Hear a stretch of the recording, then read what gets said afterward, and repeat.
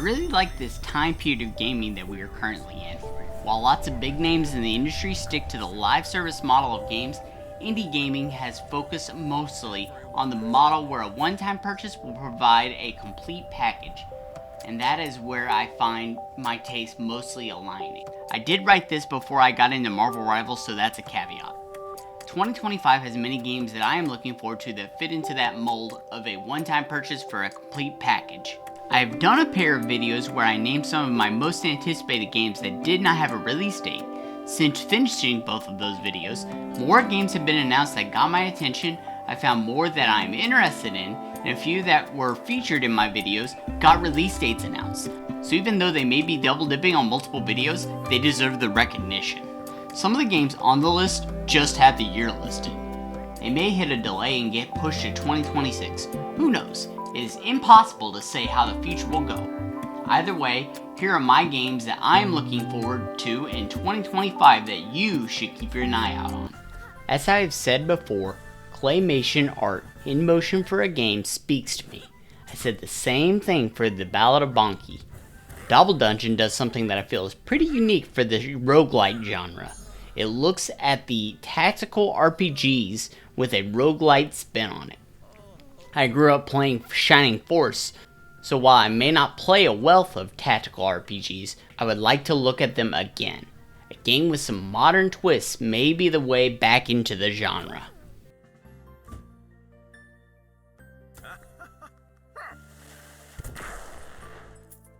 I talk high on the Duck Detective series for a few reasons. The first was a complete, concise experience that I finished in roughly 3 hours, and it was still satisfying. The voice acting for the characters is top notch. It provides for really good laughs. The first game focuses on someone stealing a coworker's lunch. Ghosts of Glamping, the second in the series, is all about the hidden scares of luxury campsites. The game is family friendly. It has some tough deduction that gamers will struggle with, speaking from experience, but not too tough for families, and is quite affordable, the original running a $9.99 price tag. The only thing I'm haunted by is my past, and I intend to keep it that way. I have always had a soft spot for pinball. I grew up playing Kirby's Pinball, and seeing a pinball table in the wild has me checking my pockets for quarters. I do the same thing when I see a Galaga machine. Over the last few years, we have seen pinball games do more than just sheer pinball. Yoko's Island Express was a big catalyst for the genre, showing pinball as more than just the table. I'm not always about cozy games, but combined with pinball and a compelling, cozy story hooked me. It also seemed like the park is part of the pinball tables, which adds to the theme and the gameplay.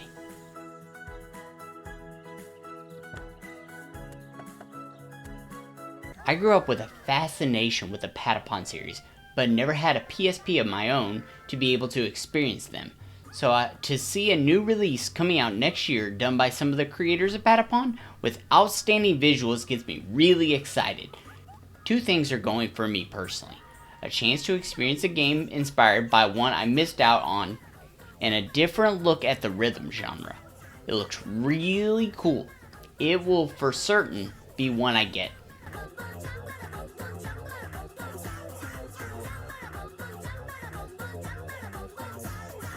As the platform fighting genre has developed over the years, we are starting to see things change in ways communities couldn't imagine. Smash 64 released 25 years ago, but in the last few years, multiple platform fighting games have been released with a huge focus on single player. Recursor seeks to replicate that innovation. A big part of what makes Melee so special is the expression of movement.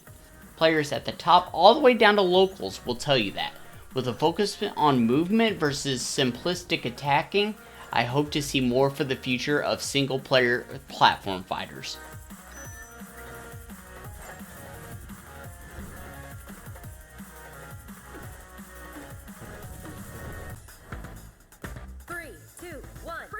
Like I said with Ratatan, I'm really interested in new looks at the rhythm genre. Crypta the Necrodancer did that nearly a decade ago. Now the sequel is doing that again. When looking at the gameplay, it appears to most like a traditional rhythm game with scrolling notes. The catch is that the notes are enemies from the original game with different aspects to them. Some need to be hit twice because of shields, some move when hit. Not only is it a rhythm game, they're knowledge checks. Really fun demo, so I am excited for the full game. The Rift of the Necrodancer. I've had high thoughts on Sworn since we demoed it during the June Steam Next Fest. My elevator pitch for it is a multiplayer Arthurian legend Hades that is shortchanging Sworn by comparing it to an all-time great. But that is the closest feeling it has.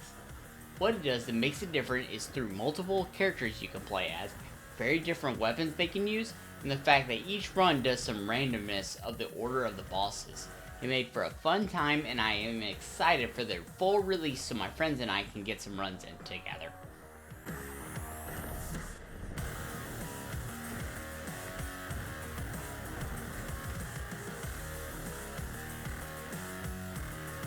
When you think of a cozy game, aspects that people tend to think of are bright, soothing colors. When I first saw the original Toem and its black and white aesthetics, I didn't think it would work. While the visuals don't work to make you feel cozy, the gameplay, characters, writing, and music puts you into soft PJs. I did not expect a sequel, so when it was announced, it was a catalyst for making this video. The Toree series is already one that people should keep their eyes on. Very affordable, family friendly, and fun.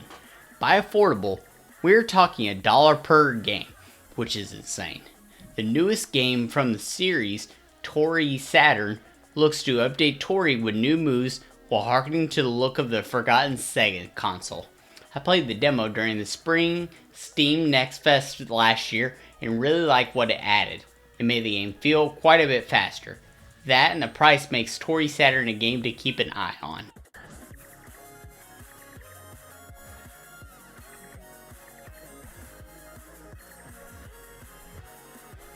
Years before getting into streaming, my wife and I got into Ultimate Chicken Horse. The absurdity of the game paired with the simplicity created a perfect package for us. I never expected it would get a sequel 8 years later. It does a simple thing to change the gameplay from the original. It puts all the animals on bikes. Very simple, but that will add so much chaos to a title that already thrives off chaos. It has cross-platform multiplayer and now up to 8 players. The more the better, and the more chaos the better.